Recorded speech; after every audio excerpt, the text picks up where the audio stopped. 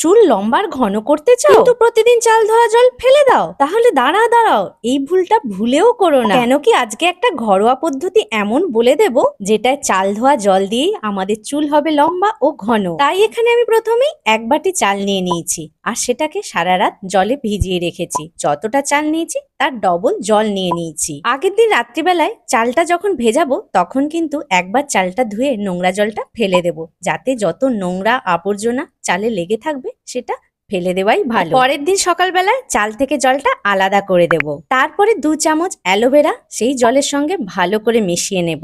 আমি এখানে প্রাকৃতিক অ্যালোভেরা নিয়েছি, মানে গাছের অ্যালোভেরা।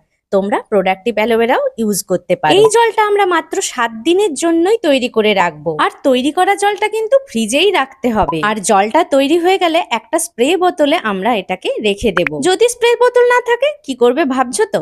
এয়ার টাইট কন্টেনারে রেখে দিও। তবে এই ভিডিওটা ডিটেলসে দেখতে গেলে নিচে ক্লিক করুন, পুরো ভিডিও দেখতে পেয়ে যাবেন। এবার দেখে নিই এটা কিভাবে মাখতে হবে। যখনই কোনো হেয়ার স্প্রে ইউজ করব সবসময় চুলটাকে জট মুক্ত করে নিতে হবে। তারপরে বাঁ হাতে সিটি কাটবো আর ডান হাত দিয়ে এভাবে স্প্রে করে গোটা মাথায় ভালো করে মাসাজ করে নিতে হবে। আর স্প্রে বোতল থেকে যদি না ইউজ করো তাহলে কিভাবে মাখবে সেটাও বলে দিচ্ছি। এখানে 1 টুকরো তুলো নিয়ে নিয়েছি, জলের ভিতরে তুলোটাকে ডুবিয়ে এভাবে আড়ি কেটে কেটে সারা মাথায় মেখে নেব। আর এটা ছেলে মেয়ে উভয়ই মাখতে পারে, আবার সব বয়সেই মাখা যাবে। আর এটা কতদিন মাখবে ভাবছো? প্রতিদিনই মাখা যায়।